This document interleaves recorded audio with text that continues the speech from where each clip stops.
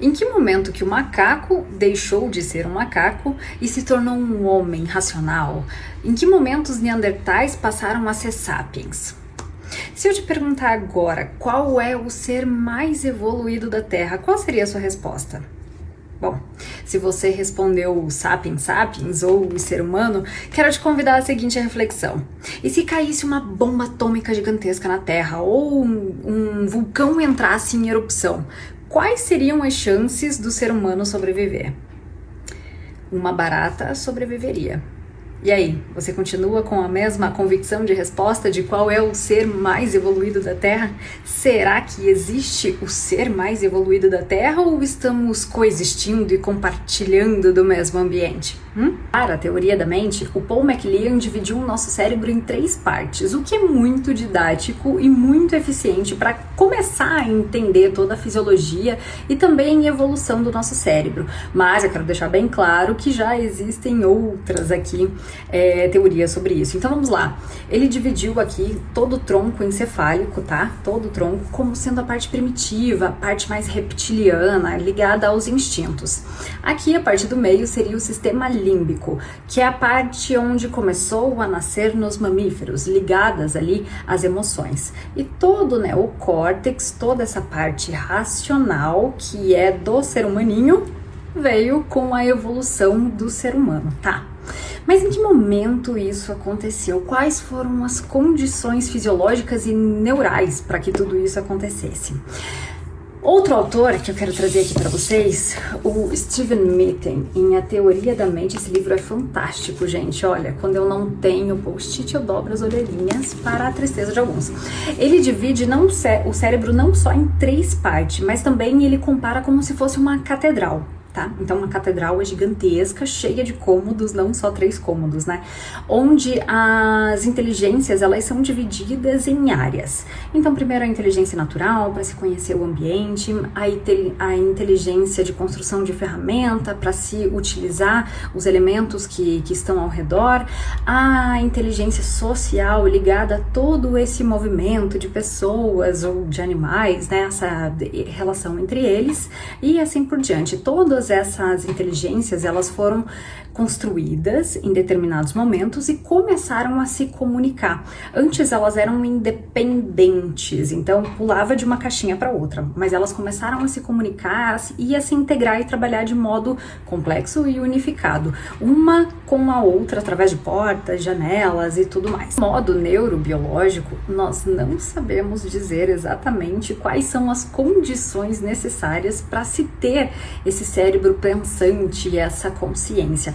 Até porque, se nós pegarmos os mesmos neurônios e colocarmos em ambientes controlados que tenham a mesma disposição química e física da cabeça de uma pessoa e se direcionarmos esse grupo de neurônios a ter as mesmas experiências, jamais teremos uma outra pessoa, ou melhor, uma pessoa igual. Nós teremos outra pessoa, porque existe uma comunicação que nós não sabemos dizer ainda exatamente como funciona, que ela vem de dentro para fora e de fora para dentro.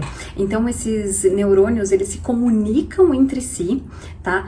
Usando informações do ambiente interno do nosso corpo e do ambiente externo também, o que nós chamamos de experiência subjetiva ou de qualia dentro da ciência. E isso faz parte, então, de uma das teorias de construção ou de origem da consciência. Guarda essa informação. Quais foram as condições fisiológicas ou sociais, históricas, que fizeram esse cérebro primitivo se tornar o que nós conhecemos hoje, com 86 bilhões de neurônios contados por uma cientista brasileira, Suzana Herculano Russell, que vale, né, ressaltar aqui porque é fantástico o trabalho dela.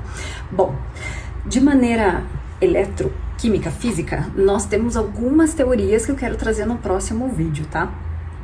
Mas nós sabemos de forma exata que o que proporcionou esse boom, essa expansão do número de neurônios, porque nós temos 3 vezes mais do que os nossos amiguinhos primatas, apesar que nós somos primatas também, né?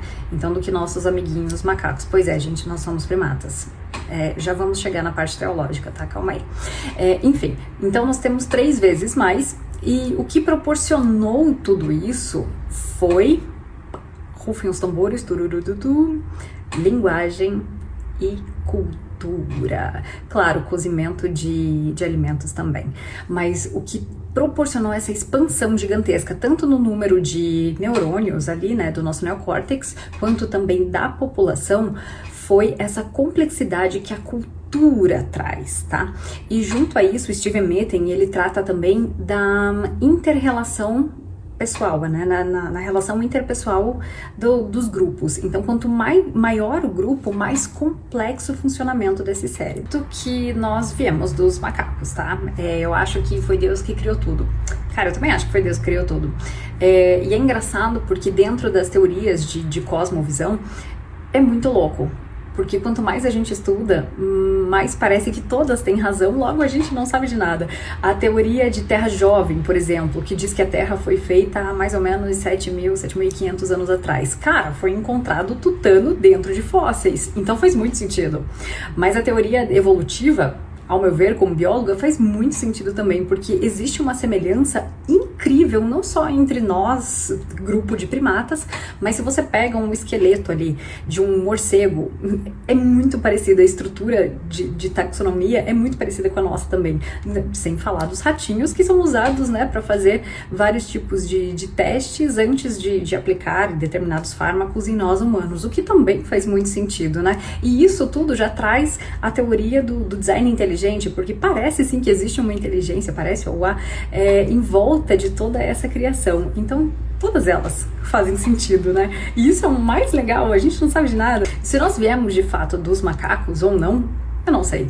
Talvez a pergunta não seja essa. Talvez a pergunta correta seja por quê? E não como. E aqui eu quero trazer um artigo sensacional do Thiago Garros, ele é biólogo também e pós-doutor em teologia, enfim, ele faz parte da ABC2, que é a Associação Brasileira de Cientistas Cristãos, o qual eu faço parte também, e ele lançou um artigo dentro da revista Unus Mundus, que é uma revista super bem conceituada, que trata exatamente disso. Eu vou deixar o link aqui embaixo para vocês lerem na íntegra, porque vale a pena. Então, se nós olharmos à luz da Bíblia, talvez nós estejamos tendo uma interpretação um pouco errada, porque na criação tudo era nefesh, tudo nefesh, os animais são nefesh, a natureza é nefesh, nós somos nefesh, porém nós somos nefesh com uma alma vivente.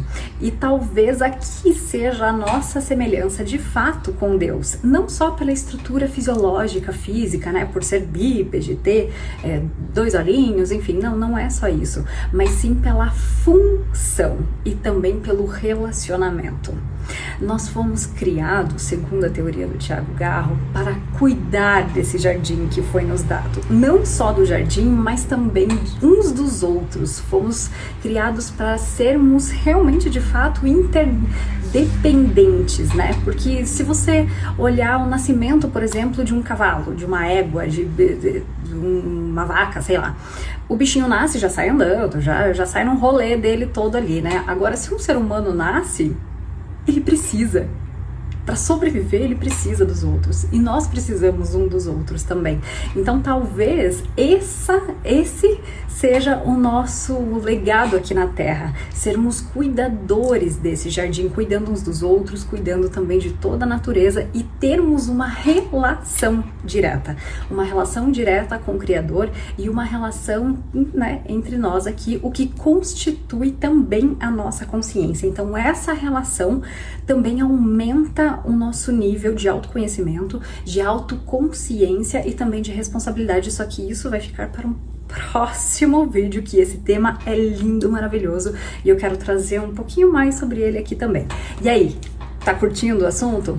Você concorda com tudo com o que eu tô trazendo aqui? Se não concordar também tá tudo certo, gente. Deixa aqui nos comentários e sigam a página da SUP lá no YouTube, porque além dessa sequência de vídeos, nós também estamos fazendo o Superlativo, que traz vários debates aí da ciência para aplicarmos aqui no dia a dia. Tchauzinho!